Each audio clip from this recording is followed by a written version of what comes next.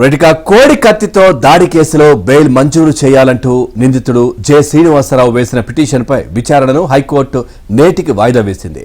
Petitioner నిరాహార దీక్ష చేస్తున్నాడనే కారణంతో త్వరగా విచారించాలంటూ కోర్టును ఒత్తిడి చేయలేరంటూనే ఇప్పటికే పిటిషనర్ తరపు న్యాయవాదులు వాదనలు విన్నామని గుర్తు చేసింది. ఇక ఎన్ఐఏ తరపు న్యాయవాది అభ్యర్థన మేరకు విచారణను ఇవాటికి వాయిదా వేస్తున్నట్లు justice U Durgaprasadarao, justice Mandava కిరణ్మయితో కూడిన ధర్మాసనం నిన్న ప్రకటించింది.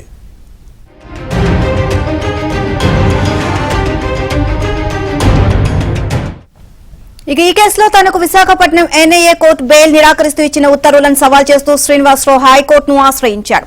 ఈ వ్యాజ్యం నిన్న విచారణకు రాగా కేసుకు సంబంధించిన ఫైళ్లన్నింటినీ కోర్టు ముందుంచాము అని పిటిషనర్ తరపు న్యాయవాదులు తెలియజేశారు.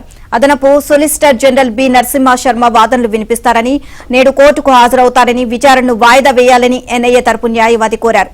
ఇందుకు ధర్మాసనం అంగీకరించింది.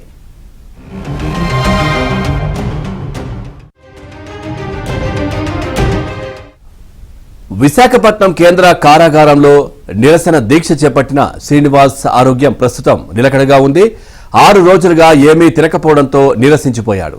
దాంతో జైలు అధికారులు వైద్యులతో పరీక్షలు చేయించి తగిన చికిత్స అందిస్తున్నారు. దళిత సంఘాల నాయకులు శ్రీనివాస్తో ములాఖాతుకు దరఖాస్తు చేస్తే అధికారులు తిరస్కరిస్తున్నారు.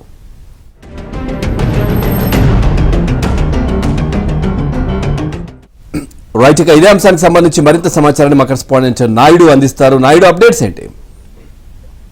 ప్రస్తుతం కోడికత్తికి సంబంధించినటువంటి కేసు ఈ రోజు ఆల్రెడీ హైకోర్టులో విచారణ రానుంది. అయితే నిన్న ఆల్రెడీ దీనికి సంబంధించినంత వరకు కూడా అత్యవసర విచారణకి ఆల్రెడీ మొన్న దాఖలు చేసినటువంటి పిటిషన్ ని నిన్న ఎవరైతే హైకోర్టు జడ్జి దుర్గాప్రసాద్ అనుమతించడం జరిగింది. అయితే నిన్న కోర్టులో ప్రధానంగా ఇరువైపు వాదనలు విన్నప్పటికీ కూడా ఏదైతే ఎన్ఐఏకి సంబంధించినటువంటి సొలిసిటర్ జనరల్ హాజరై వాళ్ళు వివరణ చెప్పాల్సినటువంటి అవసరం ఉంది. సో దానికి కొంత సమయం కావాలని కూడా చెప్పినటువంటి పరిస్థితి. అట్ ద సేమ్ టైం ఇప్పుడు ఎవరైతే ఎన్ఐఏకి సంబంధించినటువంటి న్యాయవాది ఉన్నారు తను కూడా అక్కడ అంగీకరించడం జరిగింది. అంటే ఇటు జనపల్లి శ్రీనివాస్ కావచ్చు, అతని తల్లి కావచ్చు దీక్ష చేస్తున్నారు.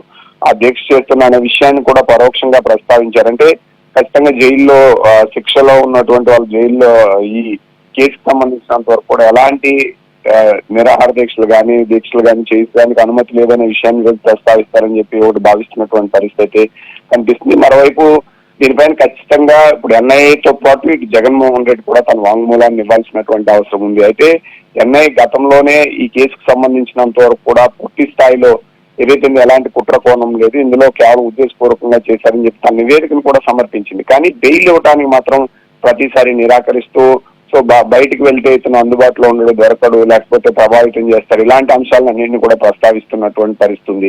మరోవైపు జగన్మోహన్ రెడ్డి దీనిపైన ఇంకా లోతైన విచారణ, అంటే అందులో అసలు ఘటనే జరిగినట్టు ఉద్దేశపూర్వకంగా జరిగింది, ఇందులో ఎలాంటి కుట్ర కోణం లేదని చెప్పినప్పుడు కూడా జగన్మోహన్ రెడ్డి ప్రతిసారి దీనిపైన ఆ పిటిషన్ దాఖలు చేసి లోతైన విచారణ జరపాలంటూ కూడా చెప్తున్నటువంటి పరిస్థితి. తనకి బెయిల్ ఇవ్వాలన్నా అటు ఎన్ఐఏతో పాటు జగన్మోహన్ రెడ్డి కూడా తన వాంగ్మూలాన్ని చెప్పిన తర్వాత బెయిల్ వచ్చేటువంటి అవకాశం అయితే ఉంది. ఇప్పుడు ప్రస్తుతం అయితే మాత్రం శ్రీనివాస్ ఆరోగ్య పరిస్థితి కొంత నిలకడగానే ఉంది. మొన్న ఆ దీక్ష సమకూర్చినటువంటి తను బలవంతంగా తరలించి ఆసుపత్రిలో ప్రస్తుతం అయితే చికిత్స అందిస్తున్నారు. అక్కడ కూడా దీక్షను కొనసాగిస్తారని శ్రీనివాస్ చెప్తున్నటువంటి పరిస్థితి అయితే కనిపిస్తుంది. ఈ రోజు విచారణ తర్వాత కోర్టు ఎలాంటి ఉత్తర్వులు ఇస్తుంది అనేది చూడాల్సినటువంటి అవసరం ఉంది. అంటే బెయిల్ మంజూరు చేస్తుందా, లేకపోతే ఇంకా మా ప్రతివాది యొక్క వాదనలు తీసుకున్న తర్వాత విచారణ చేపడుతుంది ఏంటనేది చూడాల్సిన అవసరం ఉంది శ్రీనివాస్.